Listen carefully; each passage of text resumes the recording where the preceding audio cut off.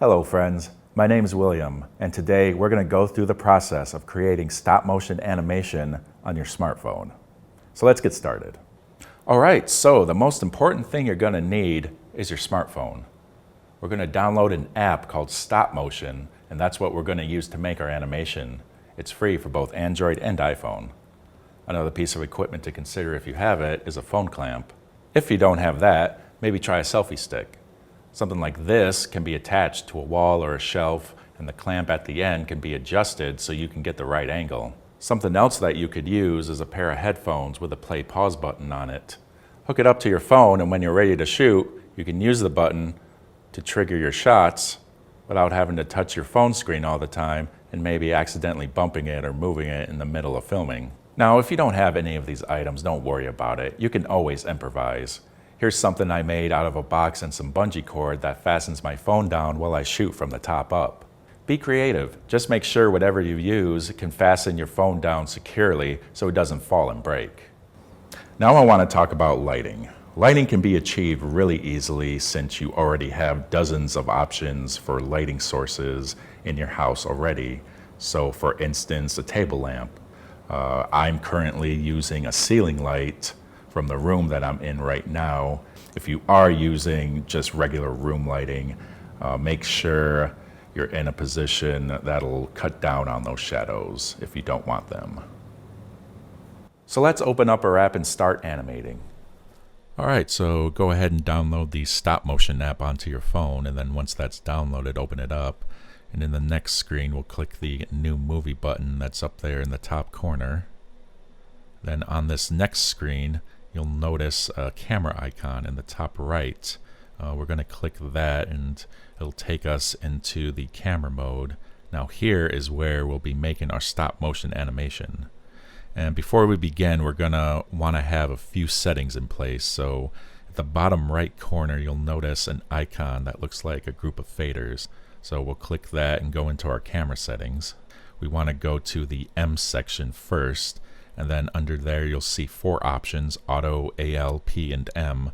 We want to make sure we have AL selected. The next thing we're going to want to set is our zoom. And we can do that by clicking on this icon here, which will take us into our zoom menu. So back into the zoom menu here, if we move this ruler left to right, we can zoom in and out as you see here. So I want to zoom in just enough to get that table out, and then just a little bit more till we get that box out of the shot. Now the last thing we're going to set is our transparency, so we'll be able to see the last frame that we shot laid over the new frame that we're going to shoot. So we're just going to move that down to about half, about right there. It's going to get a little darker when you do it, but that'll change once we start taking our photos. You'll notice the big red button there to the right. We're going to press that once, and we're going to take the first frame of our animation. Now the way you can tell how many frames you've taken is the number in the bottom right corner of the screen there. Mine says 2, so that means I've taken 2 frames worth of animation so far. So I'm going to have my little cloud here come into the scene, and as you notice, when I move it, you see the ghosted image of the last frame that I shot laid over the new frame. So I'm using that as a guide of where I want to move my cloud for the next frame.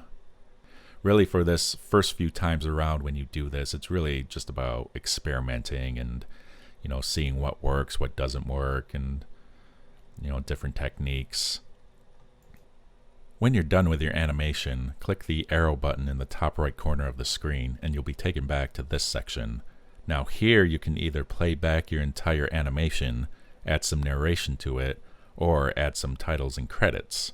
When you're done doing that, click the arrow button in the top left corner of the screen, and from here you can save your animation or upload it to the internet. And there you have it, my friends. This is all you need to know to get started in stop motion animation.